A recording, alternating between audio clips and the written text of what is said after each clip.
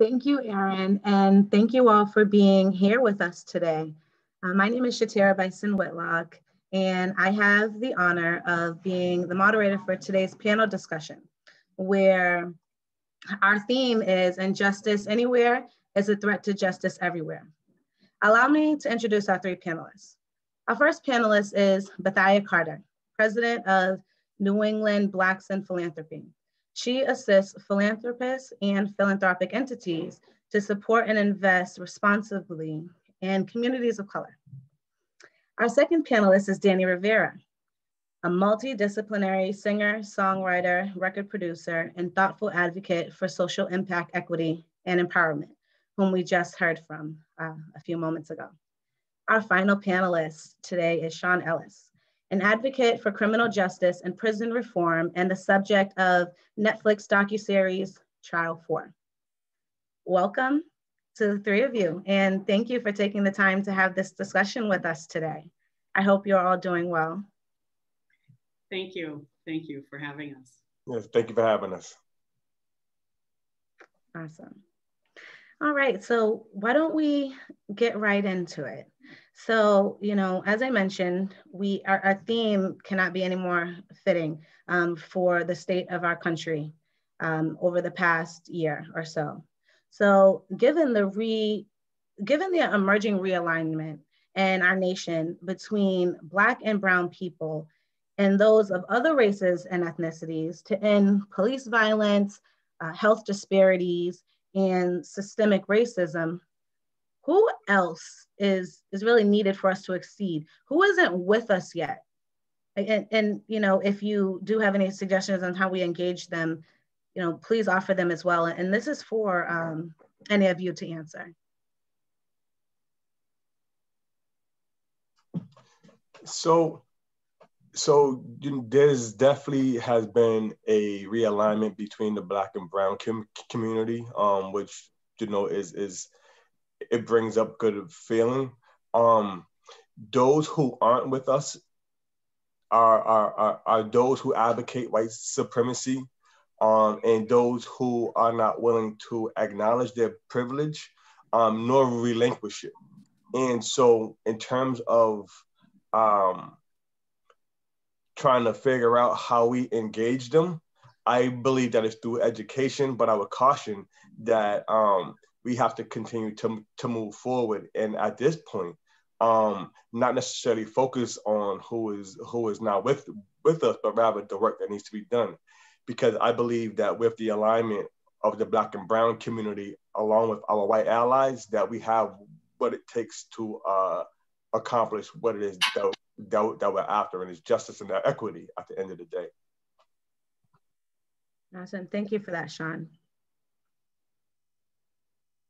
I'll speak next. I've thought about this question quite a long time.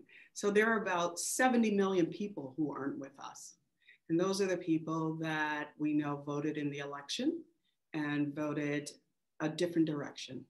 There are thousands of people who did not march to the Capitol to destroy it, who are not with us. And many that were in the police force that did not hold them back, that are not with us. So the question, of how do we engage them?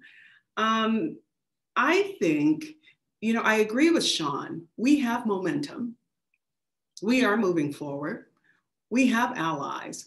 But what people are failing to see, that this system of inequity is tearing down everyone. No one is winning. Racism doesn't just hurt Black people or Latino people, Latinx people, but it hurts everyone. And so we have to change the way that we're educating our children and the information that they're receiving and breathing every day. So I believe there's a lot of change that has to happen, whether we call on PBS to really evaluate the programming that our children are seeing, even from the most liberal place. Whether we're calling on our education system to think through, what are our children reading? And what are the books Who wrote those books? What is the knowledge that they're bringing in? I call upon our healthcare system to think through, how am I treating my patients? How am I acknowledging what they're saying to me? And I feel that there's a way that all of us can step up a little bit more, go, as Danny sang in the song, to a higher ground, to really think through what can we do to not just change them, but even change ourselves. Lastly, I will say, it reminds me of the quote of Dr. Martin Luther King, that even in philanthropy, although it may be commendable, it must not cause the philanthropist to overlook the circumstances of economic injustice, which makes philanthropy necessary. And I would say that that is applicable to even this question. Those people are suffering. We can't overlook them, but we have to ask the question, why are they there? And then overcome the injustices of racism that puts all of us in this space.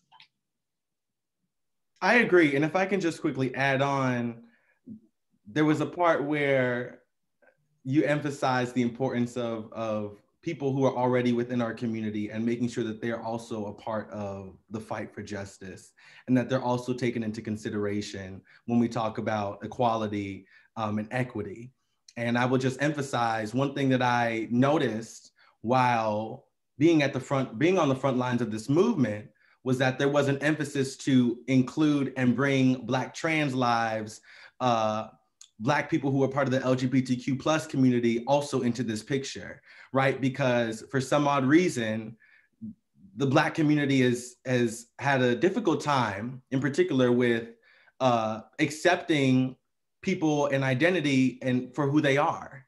And so I think that as we put in the effort to bring those, who I would just call them white supremacists, right? The same people who killed Dr. King, into the picture to hopefully change their minds and their hearts, that we would also change our minds and our hearts, and making sure that we are intentional about bringing people of our own into this same space and making it known and reaffirming that their lives do matter and that they are as equally as important as a straight heterosexual Black man, a straight woman. So, I think that there's so many different layers to this.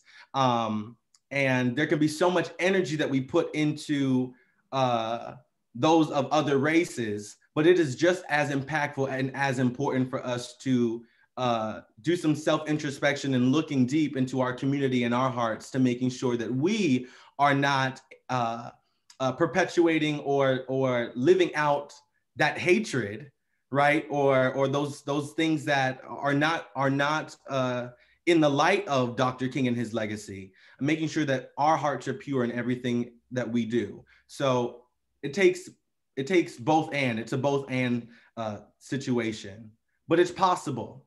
It is possible.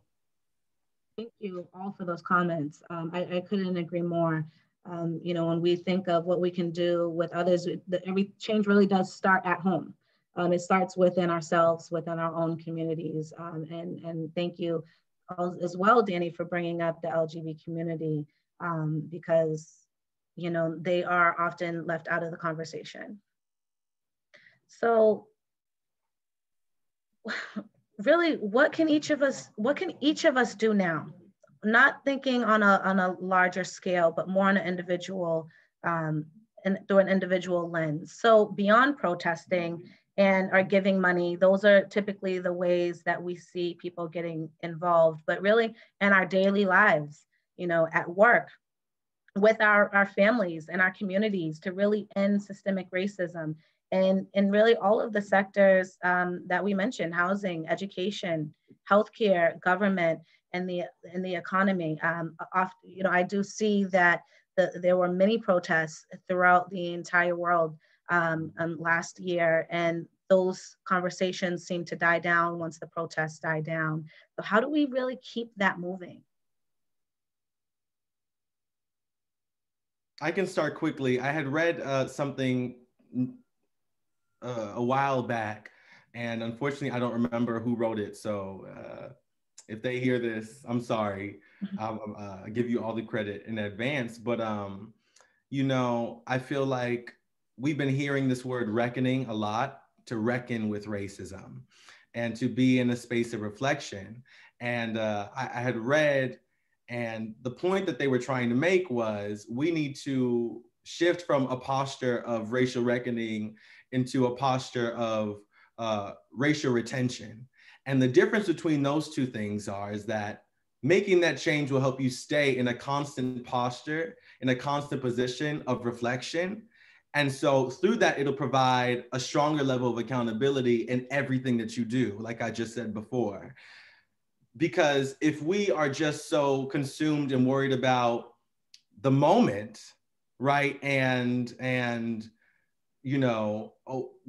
putting a lawn sign up on your front porch or buying a Black Lives Matter shirt at the height of the movement and saying you believe in justice and equality for Black lives, but when you're walking down the street and you see a Black man with a hoodie on his head and you cross over to the opposite side of the sidewalk and you are in your mind thinking of all of these different stereotypes and all of these different categories to fit this Black man into, right?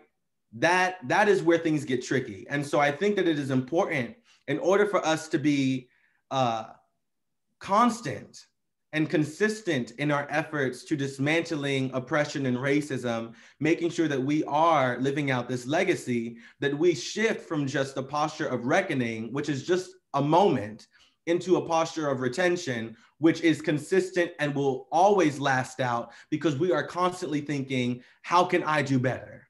How can I be better? How can I set goals for myself? And making sure that I'm treating others around me with kindness, and holding all systems and all communities that I'm a part of accountable for injustice, and just in civil treatment towards Black and Browns. So I think that is one point that I have is and goal for myself even, is to make sure that I am in a constant state of racial retention. Thank you for that, Danny. And I absolutely love the shifting from reckoning to retention. We might have to, save that for a quote that definitely resonates with me. And when you do that, you definitely can see more of the long-lasting effects. Thank you for that. Bithiah, Sean, do you have anything to add to that? I do, and I appreciate the movement from to retention, but we have to be, I think, also vigilant in being anti. We have to move to this anti-racist space and take responsibility for that. That means each and every one of us have to vote. Each and every one of us have to be aware of policy. We have to be aware of what's going on in our communities. When we think of housing, education, healthcare, government, all of it, there's a policy line. There's something that is connected to it, and we have voice. We can't just wait for someone else to lead us or sign up as that activist to knock on my door. We have to take it upon ourselves to educate ourselves and educate our children. And I too am glad that Danny brought up the LGBTQ+, but we have to know that even within every movement, there's still a higher place that we all can go. There's still work to be done. And I think when we think of going from a moment to a movement, the movement comes up with this place of, this is a rally. This is more than a rally cry. This has to turn into daily living. This is your everyday mantra. This is your practice. This is what we do.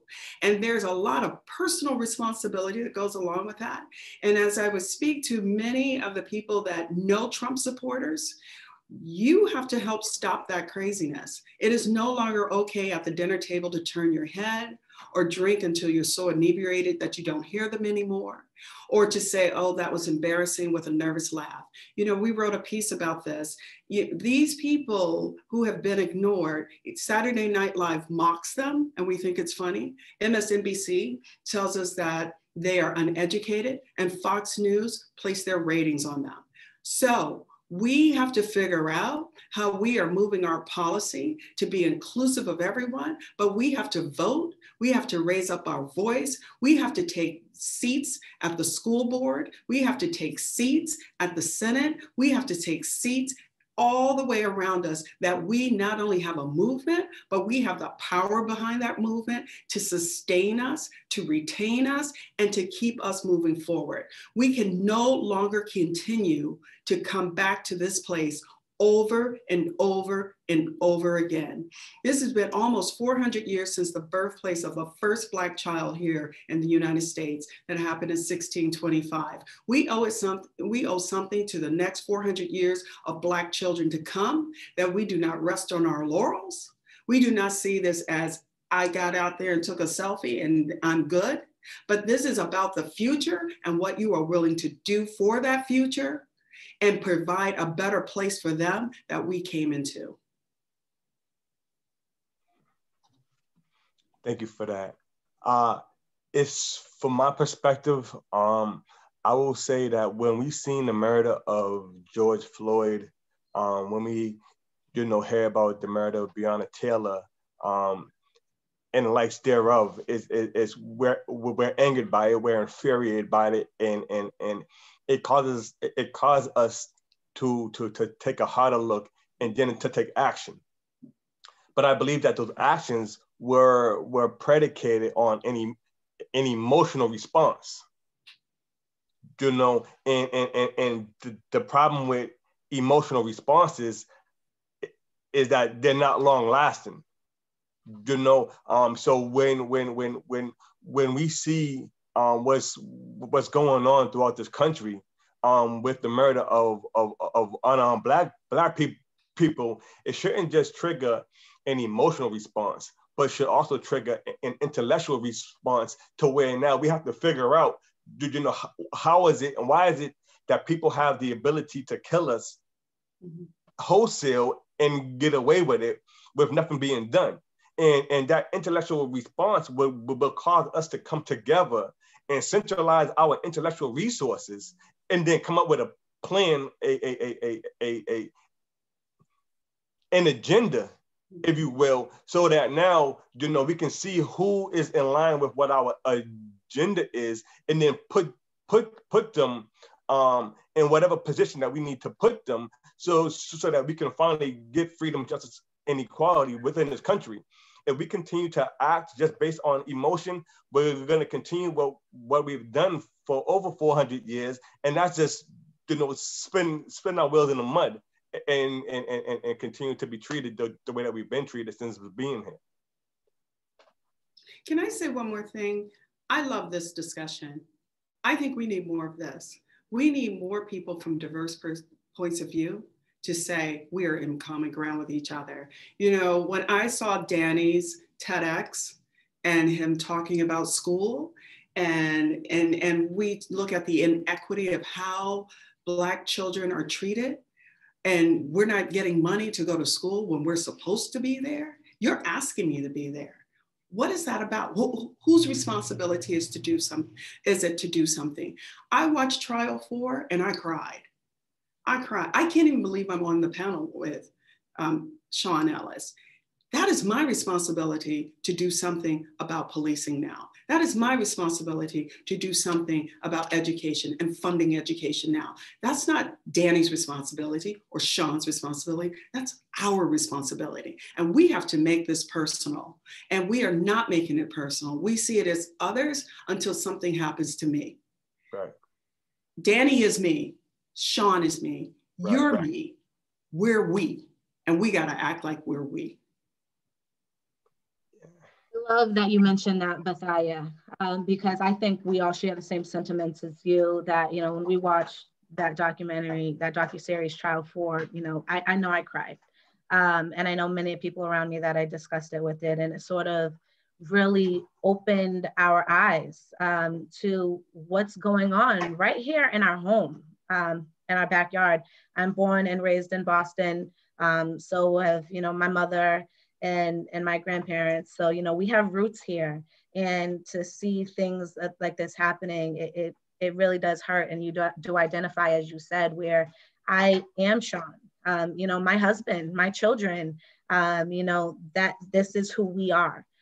So thank you all for those comments. I love how we're getting on the topic of voting. And especially the fact, when you think of what can we do, how do we get to the root of this, how do we get to, you know, where the problem all starts, it's with voting. We need to get out there, make changes. You know, as Sean said, identifying our agenda and really getting people in these positions that align with our agenda. So thank you all for that. So that's sort of a nice segue into my next question for Sean, actually. So, you know, we were just talking about the docuseries Trial 4, and there's another that comes to mind, the Central Park 5, that we all, you know, that I'm sure we all watched a few years ago. So they've really given us a glimpse into the world of racial injustice within our criminal justice system. So Sean, based on your experiences with the criminal justice system, what would you say are the top factors contributing to the lack of justice to people of color? So the first one, and I think the obvious one, is that, you know, there has been a history of criminalization of my Black skin. You know, I want to go back as far as slavery, and when my ancestors attempted to escape from a condition that wasn't natural and that didn't belong in, you know, what was called at this time slave catchers was sent for them. And so now let's fast forward and evolve into the advent of the police department. The police department evolved out of the slave catchers. And so in the psychology and the approach that they take to police is inherent in that is the criminalization of my Black skin.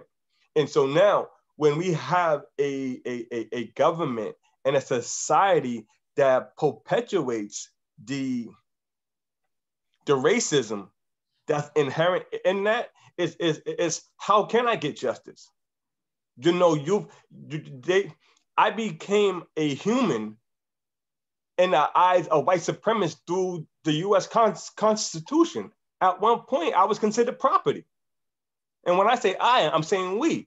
And so there has to be a change from that. We have to change the way that the police. I'm not saying there's not a need for police, although I do believe in defunding the police. I will say loud and I will say proudly that there is a need for law and order, but we need to re-envision what that looks like. Because the Black and brown communities are not policed in the same way that white communities are policed. And I know that because I live in Boston and I went to school in Needham, and I've seen the way that the police interact with Black and brown young people versus how they interact with young white people. And so that's a difference. There needs to be a difference there. The other thing too is that, you know, and I want to lift up the work of Rashawn Hall and the ACLU in a series of what a difference a DA makes. Because there are, you know, the people who are most affected by the criminal law system have no idea of the power of a district attorney.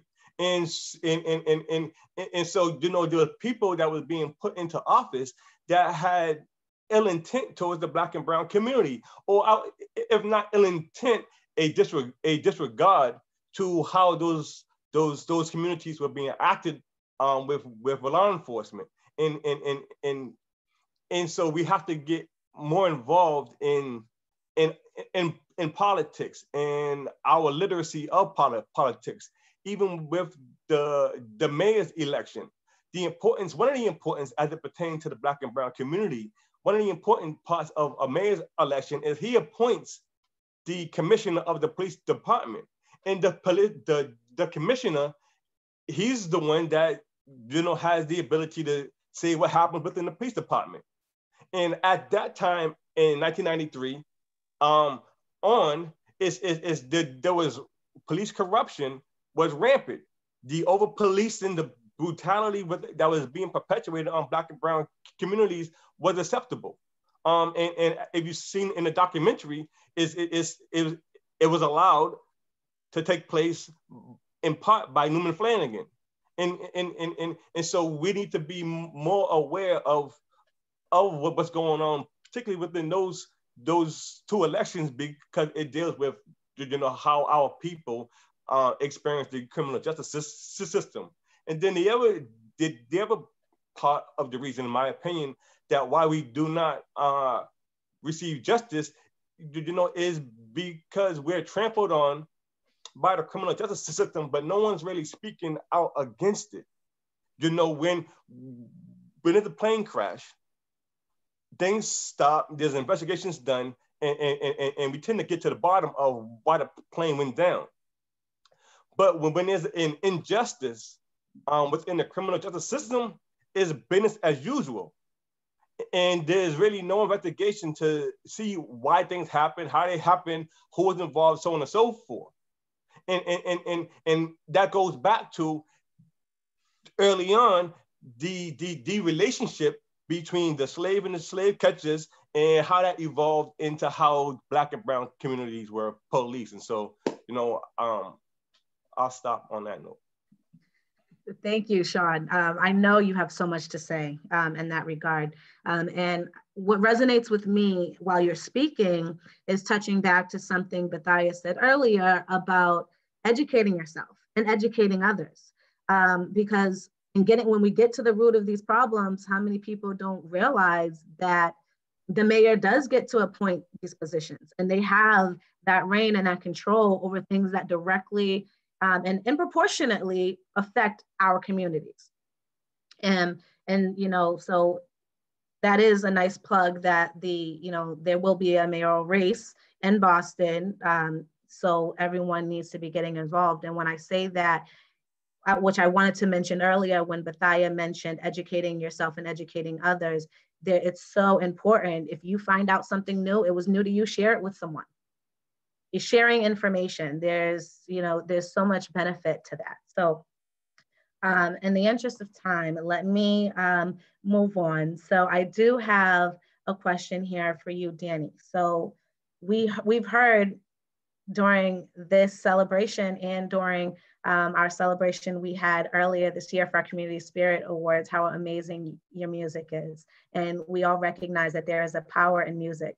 It really allows us to feel and hear things that words don't do any justice. And you're able to reach and appeal to people in such a unique way. Later in our program, we are going to hear from 4 inspiring youth that are all using every effort to impact change and put an end to injustices. So do you have any suggestions on how we can encourage others to use their talents to take a stand against racism, no matter young or old? Yeah, I mean, well, in the spirit of our Congresswoman, Ayanna Pressley, she always says that everyone has a role to play in the movement. And I think it was about maybe 2 years ago, I heard her say that. And at the time I was a student at the Boston Arts Academy, Boston's only public high school for the visual and performing arts. And I was making music, but I wasn't connecting my advocacy and my desire, which at the time was heavily focused on mass incarceration and the criminal illegal system. I wasn't connecting the two together. And so after I heard her speak, it was life-changing, and in many ways is why I am doing what I'm doing now. But I will say that everyone does have a role to play in the movement. And whether you are an artist, a storyteller, an educator, a table shaker, a movement builder, a disruptor, a frontline responder, a caregiver, you have a role to play. And, it doesn't just have to be on the front lines of the movement. Like Bithiah was saying, many people will just go and take their picture in front of the Black Lives Matter Plaza sign and call it a day and say that that's how I'm contributing. And then you also have other people who are just not sure in how they should get involved, how they should be engaged. And so they give financially. But like I was saying, it takes more than that. It takes us living this in, day out.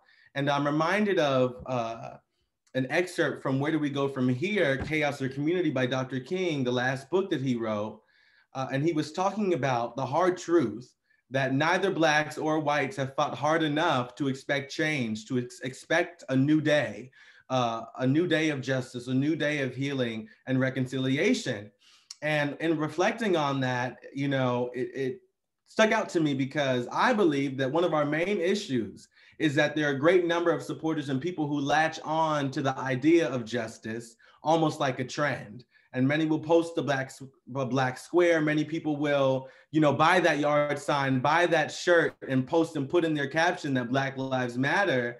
But we don't have many people who are committing to the everyday introspection to reckon with the deep roots of racism.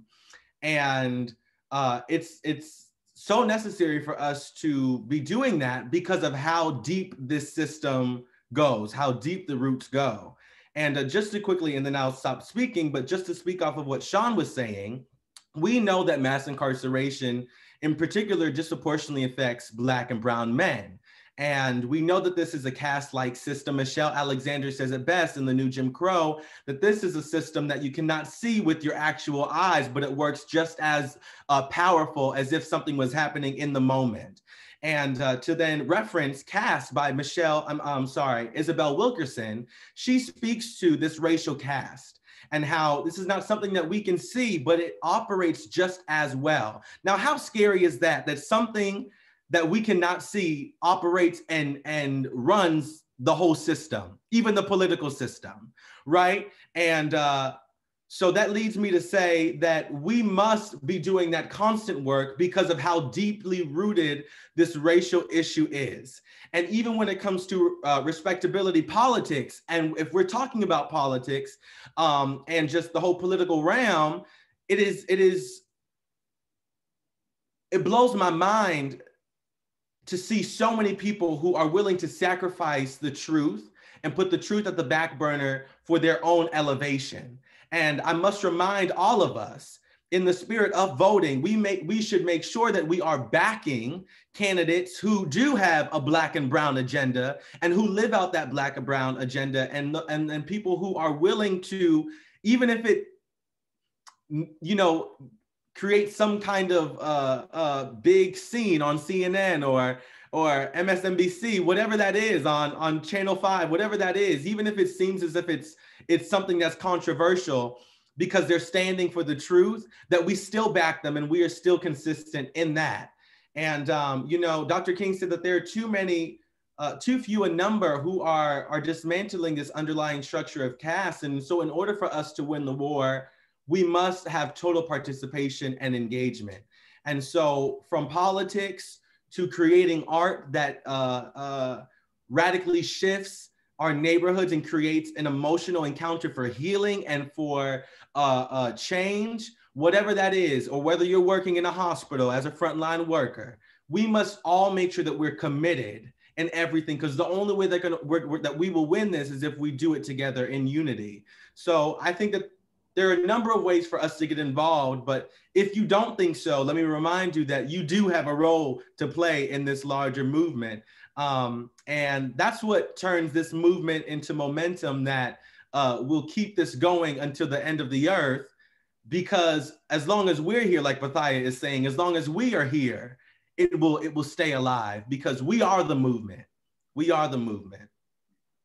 Thank you so much for that, Danny. So we do have about 5 minutes left, and I do want to ask Bithiah, while you were working with children and families during your consultant days in the philanthropic sector, what did you notice about the connection between the lack of inclusion and diversity to education and even health equity? You're muted, Bithiah, sorry. I apologize. I'm so happy that Danny, and I think in the chat room, others mentioned Caste. We actually had a conversation with Isabel Wilkerson about her book Caste. And for those of you that do not have it, let us know. Actually, my computer is resting on my books, Caste, so we will happily give them to you. And dismantling this caste system is real. And when we think about BIPOC, right, we're not all the same. And people gain benefits, whether it is in class from the caste system, or whether it is, and that's part of the hard truth, right? Or if you're fully so-called able. So my mom was legally blind. She was my entire life. And, you know, the way that I see how she had to navigate her life was very different than how we talk about justice or injustice. And I think many of those things, that class system seeps and caste system seeps into our philanthropy, right? So it determines and it sets the spirit of charity versus change. And we need change. We need philanthropists to be able to sit back and look at what are we funding? Why are we funding? What is the lens that I'm bringing to that funding? Who's the board that's judging that? And why? And be able to push back. What I was very fortunate that I worked with Milton Little and Marilyn Anderson Chase, and they let me have kind of a bit of autonomy around my philanthropic portfolio. One question I ask people, and this is something that is at the heart of all of our work, what are the assets that you see in a community when you go into a community? And the first year we asked that on our proposal, most of my programs came back and said that they were the assets. We don't even see people when they're in front of us. We do not see the assets in our children, our community, and then move those assets, help them move those assets forward. We talk about empowering people. People have power. We just systematically take it away from them. How do we partner with people and their power to move forward? And the last piece I'm going to say about this caste system and charity, we have to be comfortable that the movement that we're building is going to elevate people that may look like me, may not look like me, may not be my child. And that's part of getting to that space of equity. And that's a hard thing for many people. So as we look at the building blocks, particularly in philanthropy, and philanthropy has a lot of power, philanthropy is usually the front steps of a policy. It starts with the police foundation, you know, of philanthropic giving for us to look at an issue. What's the lens that we're looking? What's the lens that we're using to look at those issues and determine what is said, what is not said? What is the lens that we're using to make decisions, particularly charitable decisions, that then turns into policy and then turns into law? And how do we all take, and one of the things that we want to do, we really are interested in democratizing philanthropy. And how are we spending our dollars, our time, our treasures, our ties, our testimony to be a part of this that we're talking about, and doing our part, because we all do, whether we give to our church, whether we give to the United Way, whether we give at Harvard Pilgrim, we're all giving, or we're all supporting something. Those dollars mean something. And here's the last part that I'm going to say, and I'm so happy that Danny talked about this thing that we cannot see. We know that's a spirit, right? So that is the spirit that comes behind our work, behind our words, behind our action. And we have to make sure that we are changing and shifting that spirit to be part of an asset-based lens that we're looking at our community. Last example of this, too often we talk about our community, I'm going to say my community, in a negative way. Even if 30% of us are poor, and that's the thing you hear, oh, there's poverty, oh, there's teen pregnancy, oh, there's, you know what I know? The majority of us are not that way. No one focuses on our asset. So if 30% of us are impoverished, that means 70% of us are not. Why are we not flipping the script to say, we are going to eradicate poverty, 70% of Black people are doing well, we want to move that number to 75%. And then after 75%, we're going to go to 80, then we're going to go to 90. What a wonderful way to talk about my community. Instead, that's not the way you talk about me in Roxbury. It's not the way you talk about me in Dorchester. That's not the way the Globe talks about me, even in their series on racism. We've got to change that spirit. We got to change that lens, because he that controls the image controls the mind. And we need to take back our image to make sure that our assets are seen, recognized, and celebrated. Thank you very much for that, Bithiah. And I love that, taking back our image. That is really powerful. So the last question that I have for each of you, I know you all three do amazing work in your communities and do amazing advocacy work. And so as a sort of call to action for our audience here, what are some of the organizations that you work with that some of us could get involved with? And can we start with you, Danny? Yeah, I mean, I think one of the ways that I like to stay engaged and involved is by one, following those who are constantly doing the work, who do the work for a living, like Sean, right? It's such a joy to be able to follow and watch and see the work that he is doing in community, even after being treated so badly by community, to have so much grace, to go back and pour back all that he has learned, and all that love that he has. So I think that's one way, is to connect and follow, making sure that you're staying in touch with even organizations. I know Violence in Boston does a lot of work. There's another organization, For the People, a lot of activist centered movements that you can follow. I'm sure I can put a list together and send to you as well. I can't think off the top of my head, but I also think that, you know, education is power, and finding books and reading books and finding resources, especially for white people, right? If you are looking to live out this life of retention, find books and find those resources for yourself. Don't go and ask your Black friends. Don't go and ask your people of color friends. That is not their responsibility. Now, once you have read, feel free to have a conversation and ask if they'd be willing to have a conversation. But do the work and be consistent in that work. So those are the two ways that I think that you can get involved and stay engaged in the work of dismantling oppression and racism. Thank you, Danny. So Sean, what about you? Do you have any organizations that you would suggest that we'd be able to get involved with? You are muted as well. Thank you for that reminder. Yeah, I'm involved in a bunch of different organizations. Violence in Boston, definitely. Black Bostonian, the Ministry of Justice, the New England Innocent Project. But in brief, I would just say to connect with me and wherever you want to be, whatever you want to do. Like I can connect you with those who I'm connected with, because I'm not hoarding the resources. I'm not holding the connection with these organizations. But I will say, and it's important to say that, you know, whoever we want to connect with, that it's important to challenge those organizations who are working in silos to come together and start working together, because it's going to take that collective action.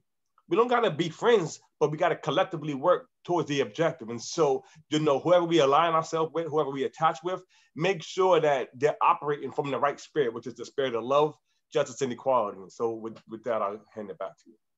Thank you very much for that, Sean. And thank you for offering yourself as a resource. Bithiah, what about you? I'm going to change this question a little bit.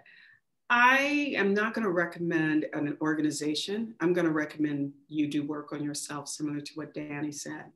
And you develop your own personal equity lens, that no matter where you give or to whom you give, you apply your personal equity lens. And, you know, if you need help in creating one, that's what all of us are here to do, even Harvard Pilgrim. But we need individually to take responsibility. And that's something we've talked about, each and every one of us. Sean talked about it. Danny talked about it. We've all talked about it. Create your own personal equity lens so that when you give to an organization, you not only understand the outcomes that they're hoping to achieve, but also what your investment, and it is your investment, what that investment is doing within that organization. The other assets that or things that I can offer, our organization, our goal is to inform, reform, and transform philanthropy. We have a number of books. So if you would like a book, How to Become an Anti-Racist, or if you would like the book Caste, please get in contact with you and we will get that book out to them. Free, we want you to read it. And then lastly, I want to say, Sean said it best, we cannot do this work alone. We have been told we're rugged individualists. individuals, and it's a lie. And let me tell you how much of it is a lie. The Republicans do not work alone. Trump did not work alone. They worked in concert with each other. We have to work in concert with each other. No more silos. We are here to support each other. I'm here to support Danny. I'm here to support Sean. I'm here to support you. I'm here to support Harvard Pilgrim. I'm so happy they merged with Tufts. Now I don't have to choose between the two because they're my favorites. And we have to work together, and only together will we be able to conquer this evil and bring about the world that we want to see. I love that. That's a great note to end on. No more silos. We are here to support each other, not just us on this panel, but everyone here in this audience as well. As a community, we are here to support each other. I would like to thank all three of our panelists, Bithiah Carter, Sean Ellis, and Danny Rivera, for taking the time to come and speak with us today. I hope that everyone in the audience is really leaving this discussion with some ideas on how they can go out into the world and make an impact. Because that's truly the objective in every day that we have. So I would now like to hand my virtual mic off to Andrea Velasquez, who will walk us through the next part of our program.